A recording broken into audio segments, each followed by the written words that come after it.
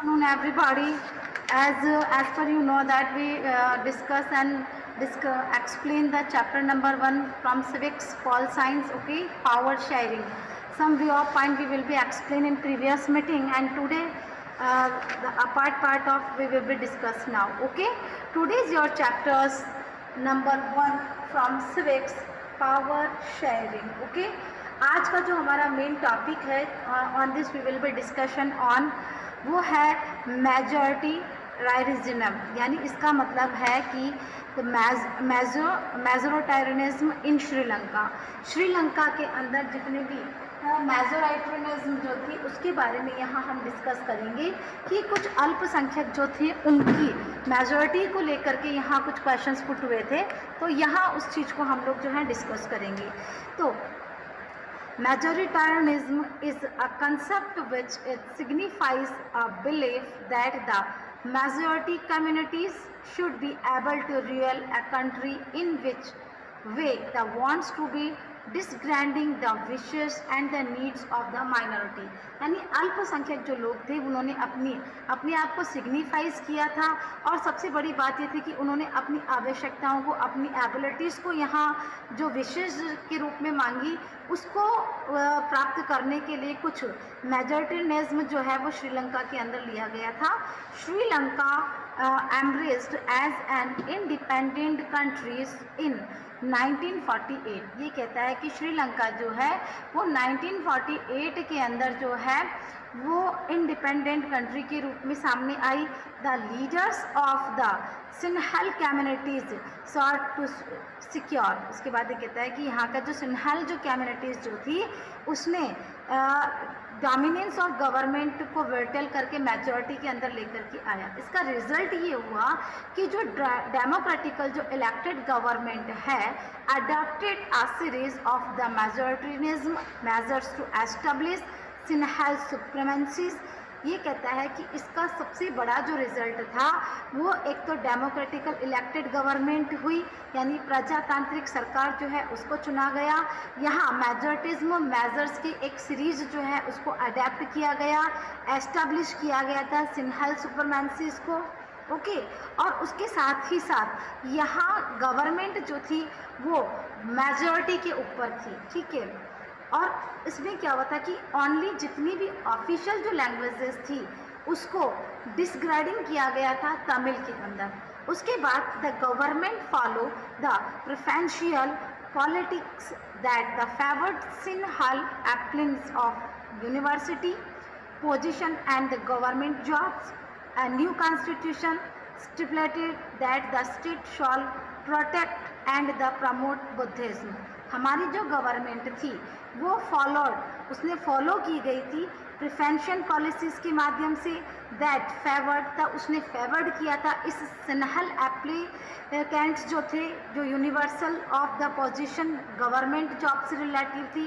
और एक नया जो कॉन्स्टिट्यूशन था, एक नया जो संविधान था उसको स्टिपुलेटेड किया गया था, स्थापित किया गया था that the state shawl protect and promote the Buddhism, ताकि बुद्धिज्म को जो है राज्य प्रोटेक्ट कर सके और उसको भावी योजना के लिए प्रमोट जो है वो कर सके, ठीक है। All this government measure gradually increased the feeling of alienation among Sri Lanka Tamils. They felt that none of major politics, okay, and parties led by the Buddhist Sinhal led leaders were the sensitive so that their language and cultures, the relations between the Sinhal and Tamil communities became a strained over time। यानी कहने का मतलब यहाँ कहता है कि जो जितनी भी जो सरकार थी, जितनी भी जो गवर्नमेंट थी वो मेजर्स उसको नापा गया, समझा गया, ग्रेजुअली इंक्रीज्ड उसको बढ़ाने में विश्वास किया गया। The feeling of the alliance among Sri Lanka, ऐसी की ऐसी फीलिंग जो है वो श्रीलंका और तमिल्स के मध्य भी आई। दे फेल्ट, उन्होंने महसूस किया that none of major political parties, जितनी भी मेजर पॉलिटिकल पार्टीज है lead by the Buddhist Sinhala, उनका ये मानना था कि जितनी भी मेजर पॉलिटिकल पार्टीज जो है उसको बुद्धिस्ट यानी सिन्हल जो लीडर है वो ही उसको जो है लीड कर रहे हैं और उनका जो लैंग्वेज और कल्चर है वो काफ़ी सेंसिटिव है। The relation between the Sinhala and Tamil, यानी इन दोनों के मध्य जो भी रिलेशन था, जो कम्युनिटीज़ के मध्य था, वो स्ट्रैंड ओवर टाइम, काफ़ी लंबे टाइम तक स्ट्रैंड रहा था। फिर उसके बाद हमारे पास एक टॉपिक आता है the struggle for making Tamil और an official language result for the languages, यानी कुछ ऐसी प्रॉब्लम हुई, ऐसा कुछ स्ट्रगल हुआ जो कि तमिल को एक ऑफिशियली लैंग्वेज बनाने के लिए पुट किया गया था और इसका रिजल्ट भी आया। इसी टॉपिक के अंदर हम इस चीज़ को भी वापस से रीड करेंगे कि भाई इसका रिजल्ट जो है वो क्या आया। The Sri Lanka Tamils launched parties and struggles for the recognisation of Tamil as an official language. They demanded regional autonomy and the equality of opportunity in the security, education and jobs, but their demand was the repeatedly denied।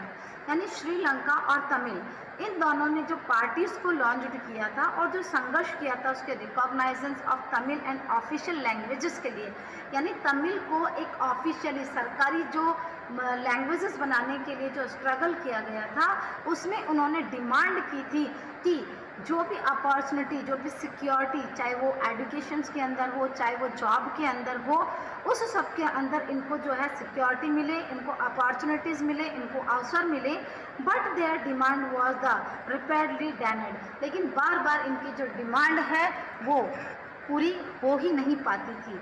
इसी वजह से by the 1980s several political organization like the LTTE, यानी इसी वजह से 1980 के अंदर कुछ ऐसे पॉलिटिकल राजनीतिक संगठन बने जिसका एक उदाहरण है LTTE।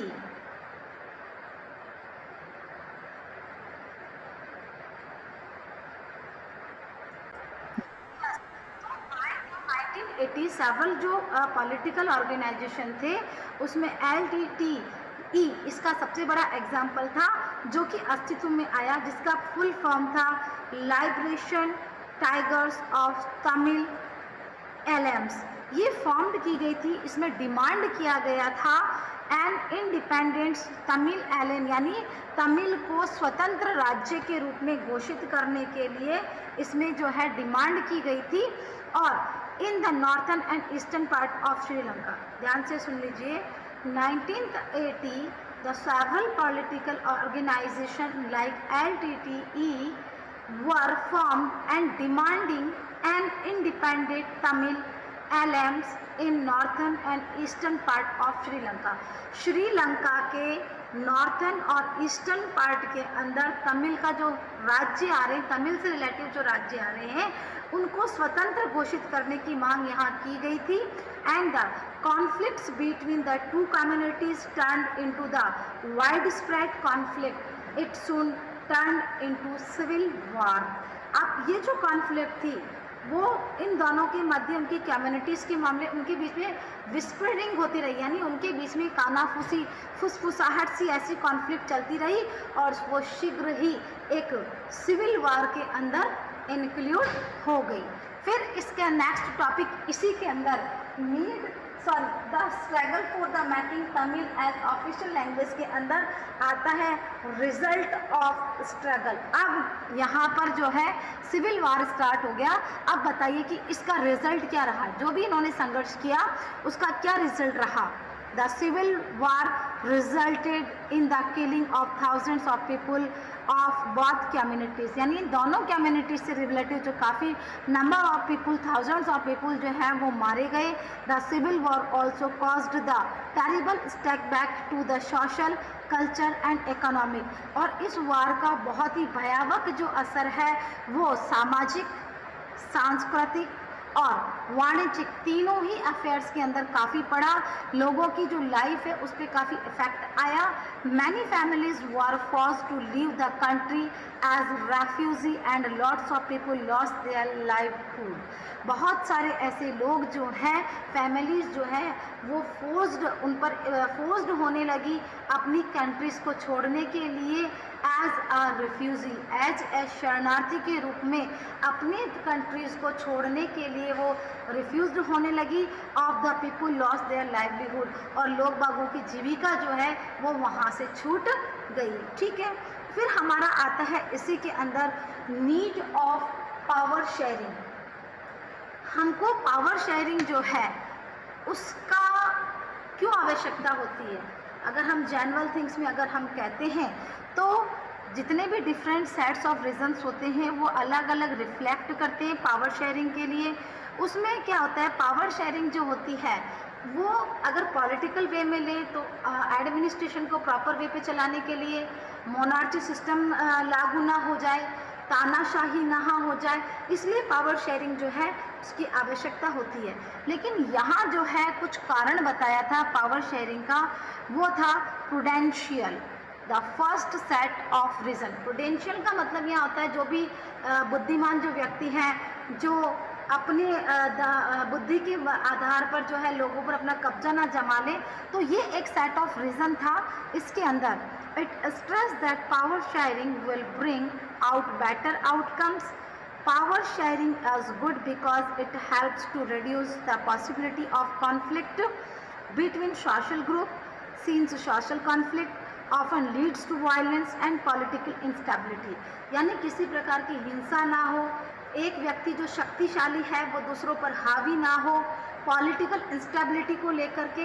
इस वजह से कहा गया कि पावर शेयरिंग जो है वो एक गुड वे है, ensure the stability of the political order. जितने भी राजनीतिक जो ऑर्डर्स हैं उनको फॉलो करने के लिए पावर शेयरिंग जो है वो बहुत ज़रूरी थी।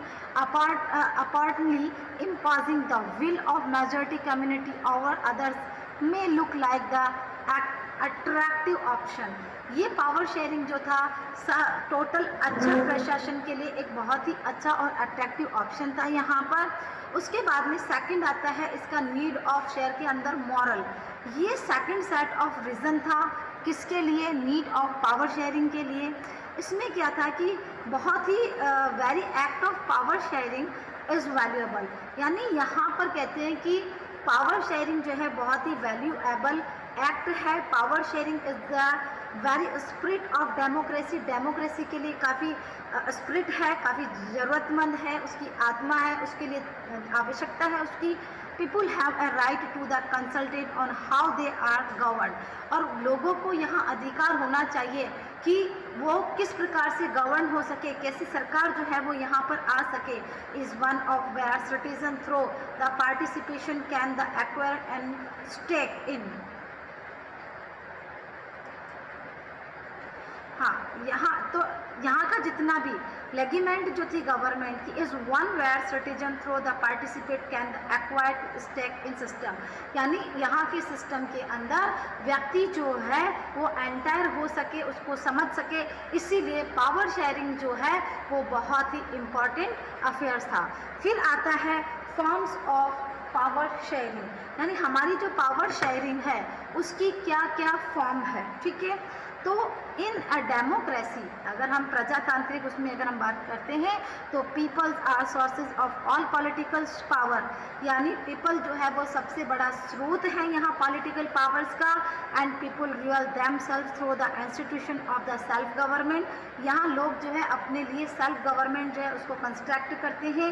And the everyone including the minority has the voice of shaping to public policy, और सभी जो लोग हैं इसके अंदर अपनी वॉइस को जो है यानी अपनी आवाज़ को जो है वो उठा सकता है, बोल सकता है इस पॉलिसीज़ के अंदर। So it is follows that the democracy political power should be distribute among a many citizen as possible.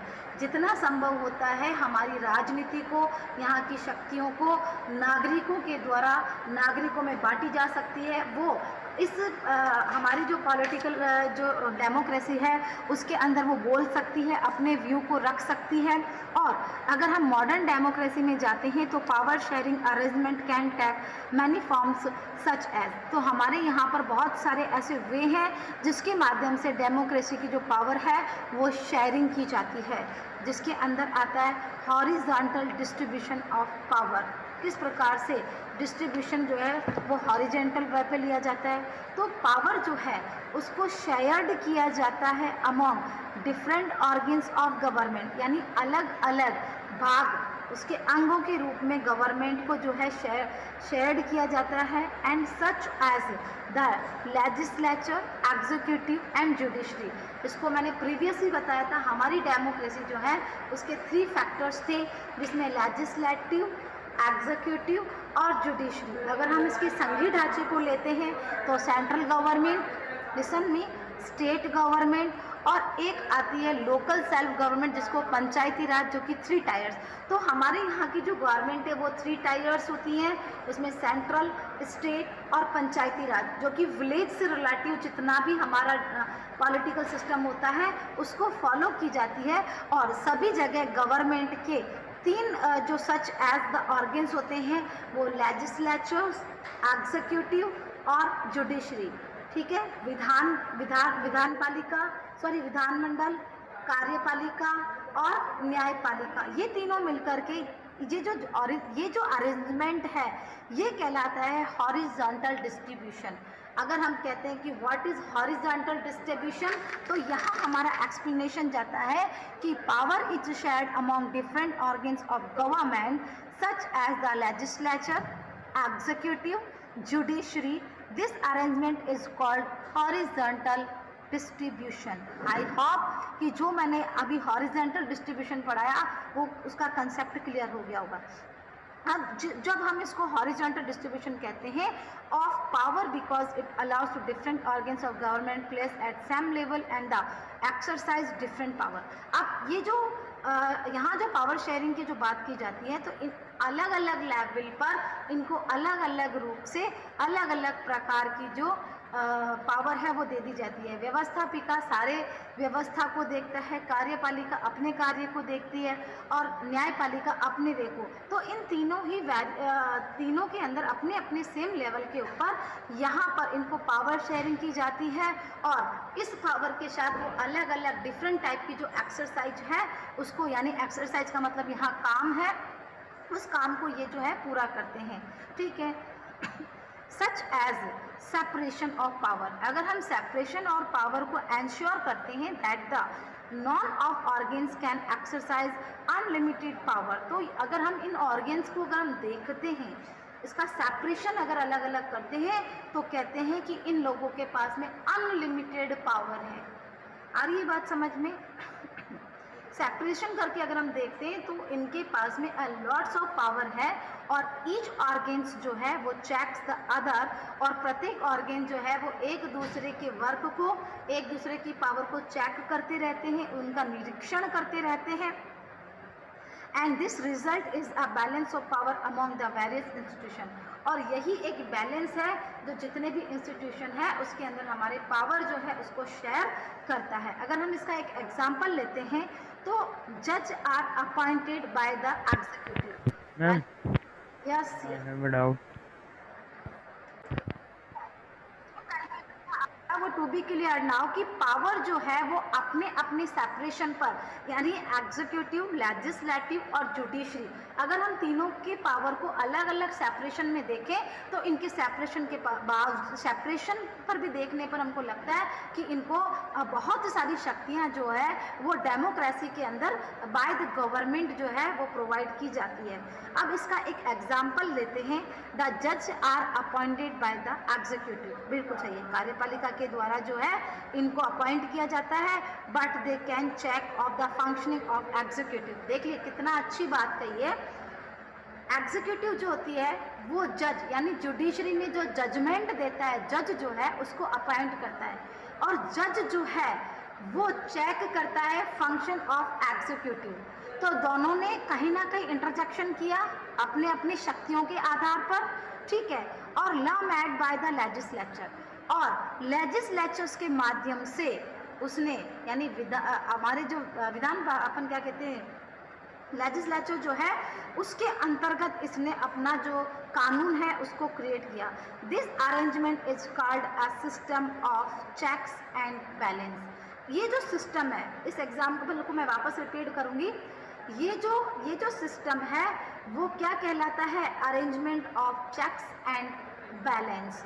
यानी कहने का मतलब है जज को अपॉइंट करता है एग्जीक्यूटिव, ठीक है, बट जो एग्जीक्यूटिव है वो मतलब बट दे कैन चेक, यानी जजमेंट जो है, जुडिशरी जो है वो एग्जीक्यूटिव के फंक्शन को चेक करती है, मेड बाय द लेजिस्लेचर, जो कि लेजिस्लेचर के द्वारा बनाए गए हैं। यानी तीनों आपस के अंदर मिलकर के कानून नियम को अलग अलग पार्ट में इनको शक्ति दे रखी है कि इन्होंने कुछ कानून बनाया है तो तुमको चेक करना है, तुमको उसमें एंटायर करना है। तो ये जितना भी अरेंजमेंट है ये system of checks and balance के नाम से कहलाता है। यहाँ चेक एंड बैलेंस से एक शॉर्ट क्वेश्चन पुट हो सकता है। नेक्स्ट आता है इसका federal government and the vertical division of power, यानी फेडरल होता है संघीय गवर्नमेंट और इसका जो वर्टिकल यानी घूमता हुआ जो डिवीजन है इसकी शक्तियों का, उसके बारे में यहाँ बताया है। Power can be shared among governments at different levels as general government for the entire country and government at the provincial and the regional level। ये कहता है कि शक्तियों का जो शेयर है वो गवर्नमेंट अलग अलग लेवल पर, जनरल गवर्नमेंट जो है वो कंट्रीज में एंटायर होने के बाद में उसको रीजनल लेवल के ऊपर लोगों को दे देती है। हाँ, क्षेत्र के आधार पर फिर इनको बांट दी जाती है। जैसे सेंट्रल जो है स्टेट को पावर देगी, स्टेट जो है वो लोकल को देगी। भाई जैसे स्टेट गवर्नमेंट, अभी यहाँ स्टेट गवर्नमेंट सारे काम, जैसे हमारे राजस्थान है, राजस्थान में बहुत सारे डिस्ट्रिक्ट हैं।